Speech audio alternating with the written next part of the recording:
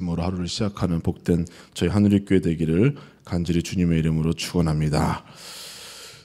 최근에 디지털 환자라고 하는 새로운 용어가 생겨났습니다. 얼핏 들으면 컴퓨터나 인터넷을 많이 한 사람을 혹시 디지털 환자라고 하는 것은 아닌가 이렇게 생각할 수도 있지만, 이 디지털 환자라는 것은 이제 앞으로 의사를 만나지 않아도 자신의 병을 진단하고 치료할 수 있는 그런 환자들이 나타난다는 것이죠.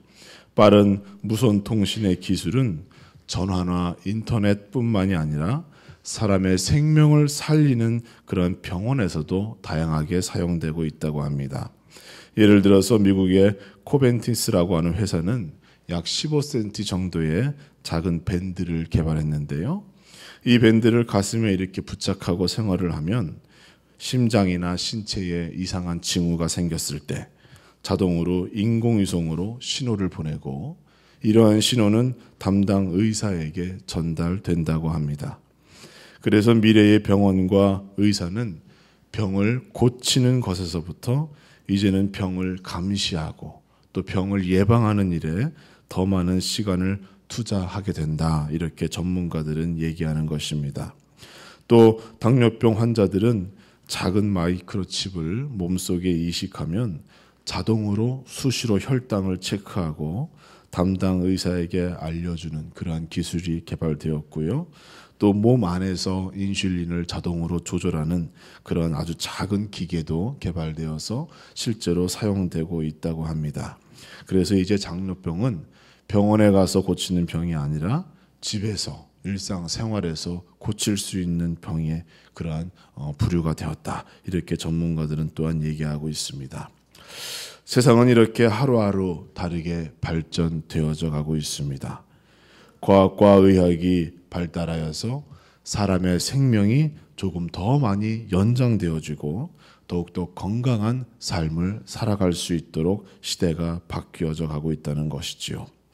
이렇듯 과학과 의학이 달라지고 사람들의 생활과 생각도 달라져 가고 있는 그러한 시대에 우리가 살아가고 있습니다. 그러나 환경이 아무리 바뀌고 세상이 변한다 하여도 예수 그리스도의 진리만은 변하지 않습니다. 아니, 세상이 바뀌면 바뀔수록 우리 인간은 더욱 고독해질 것이고 우리 인간의 삶은 공허해지며 진리를 향한 인간의 탐구는 쉬지 않게 된다는 것입니다. 따라서 우리 교회는 과연 무엇을 세상 사람들에게 제공해 주어야 할까요?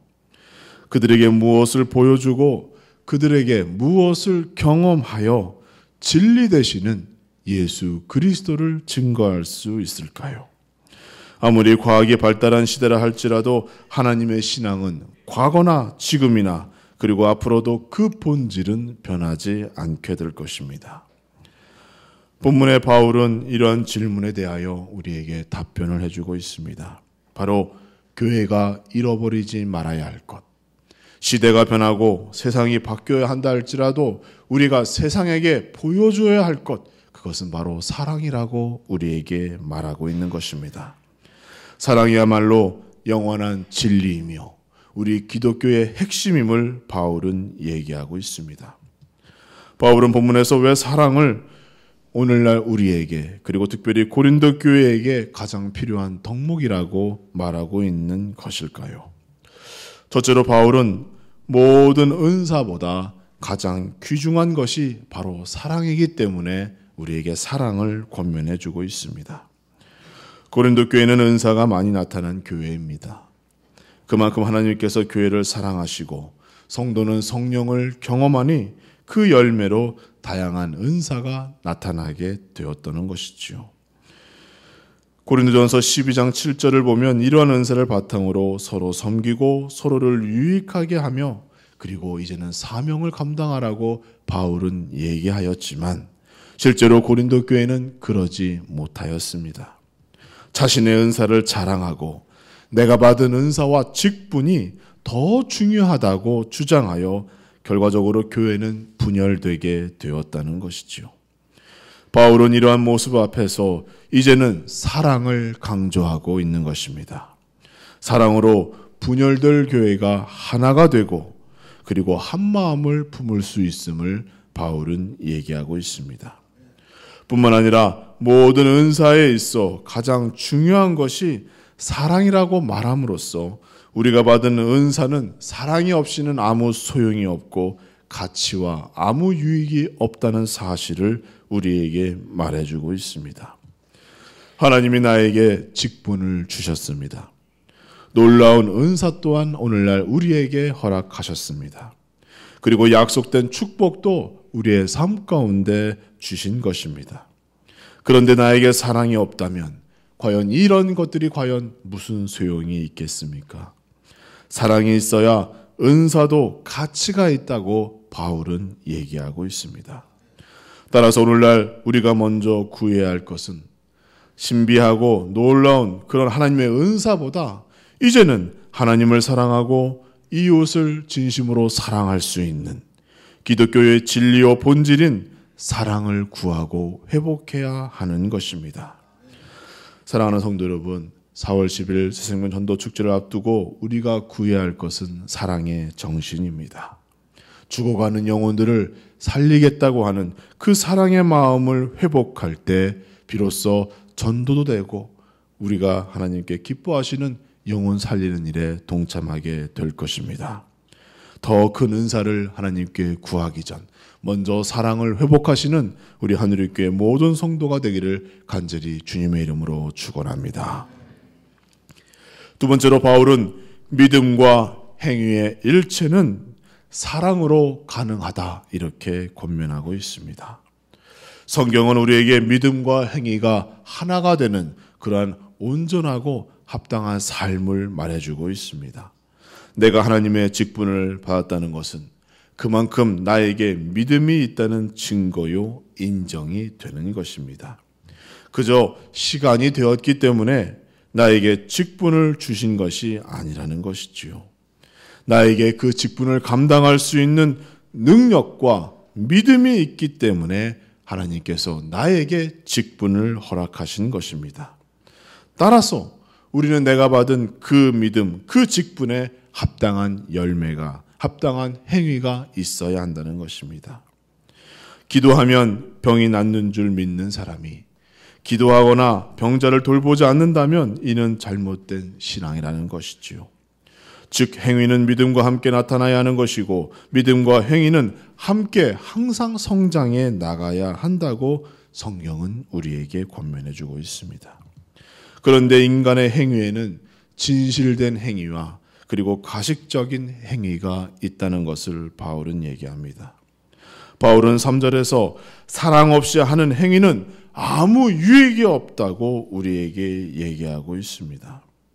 모든 행위는 믿음과 더불어 행해져야 하지만 그 바탕은 반드시 사랑의 정신으로 되어 있어야 한다고 얘기하는 것입니다. 왜 주님은 바리새인들을 질책하셨는가요? 그들도 성경에 대한 그리고 하나님에 대한 확고한 믿음이 있었습니다. 그러나 그들의 행위는 가식적이고 성경을 하나님의 뜻대로 해석하지 않으며 이웃보다 자신을 더 사랑하였기 때문에 주님으로부터 책망을 받게 된 것입니다. 사랑하는 성도 여러분, 사랑이 있어야 참된 희생이 있는 것이고 사랑이 있어야 교회 안에서 섬길 수 있는 것입니다. 우리가 사랑이 없이 아무리 봉사하고 섬기는 일에 앞장선다 할지라도 이는 칭찬이 아닌 책망을 받게 된다는 사실을 기억해야 할 것입니다. 마가복음 12장 30절 이하에서는 마음과 목숨과 뜻과 힘을 다하여 하나님과 이웃을 사랑하는 것, 그것이 온전한 성도의 삶이요 책임이라고 말씀하여 주고 있습니다. 모든 일을 사랑으로 넉넉히 감당해 나가기 위하여 기도하시기 바랍니다. 이제 우리는 기도할 때 하나님의 사랑으로 나를 가득 채워 주옵소서. 이제는 용서하고 이해하며 화목하고 그리고 참된 기쁨 가운데 거하게 하옵소서. 이렇게 기도하는 성도 모두가 되기를 간절히 주님의 이름으로 축원합니다. 셋째로 기독교의 사랑은 세상의 사랑과 다르다는 것을 바울은 얘기하고 있습니다. 성경에서 말하는 사랑은 과연 무엇인가요? 본문에 의하면 성경에서 말하는 사랑은 세 가지의 특징이 나타납니다. 첫째는 하나님의 사랑은 자기를 사랑하는 것, 자기를 자랑하는 것이 아니라는 것이지요. 그리하여 두 번째로 십자가만을 자랑하고 이웃을 자랑하고 사랑하는 것이 바로 하나님이 원하시는 사랑입니다. 그리고 세 번째로 우리가 가져야 할 사랑은 겸손하고 교만하지 않는 것을 성경은 얘기해 주고 있습니다. 사랑하는 성도 여러분은 이러한 사랑을 가지고 계신가요? 우리는 스스로 묻기를 나는 정이 많은 사람이다 이렇게 생각할지 모릅니다. 그리고 정과 사랑을 혼동하여 나는 사랑이 많은 사람이라고 착각할 수도 있을 것입니다. 그러나 성경은 얘기하기를 하나님이 말씀하시는 사랑은 나를 사랑하지 않으며 이웃을 먼저 사랑하는 것, 그리고 이웃을 사랑하기 위하여 나는 그들 앞에서 겸손하고 교만하지 아니하는 그러한 바른 삶의 자세를 우리에게 요구하고 있는 것입니다. 바울은 우리에게 권면하고 있습니다. 진정한 사랑은 나의 삶이 이제는 바른 삶의 자세로 변화됨으로 그것을 증거해야 한다라고 얘기하는 것입니다. 우리는 더욱 겸손해져야 할 것이고 우리는 더욱 교만해지지 아니하고 세상 사람들에게 진정한 예수 그리스도의 사랑을 베풀어 살아가야 할 것입니다. 사랑하는 성도 여러분, 오늘날 우리가 존재하는 이유는 하나님께서 나를 사랑해 주시기 때문입니다. 내가 잘나서 오늘도 새벽에 눈을 뜬 것이 아니요, 우리 하나님께서 나를 사랑하시니 이 새벽에도 눈을 떠 이렇게 나와 하나님께 예배 드리고 있는 것입니다. 나를 향하시니 나의 죄를 용서하여 주신 것이고 나를 사랑하시니 오늘도 새로운 생명으로 축복하여 주신 것입니다. 따라서 우리는 하나님의 사랑을 자랑하며 살아가야 할 것입니다. 하나님의 사랑을 증거하는 사명자의 온전한 겸손한 삶을 살아가야 할 것입니다.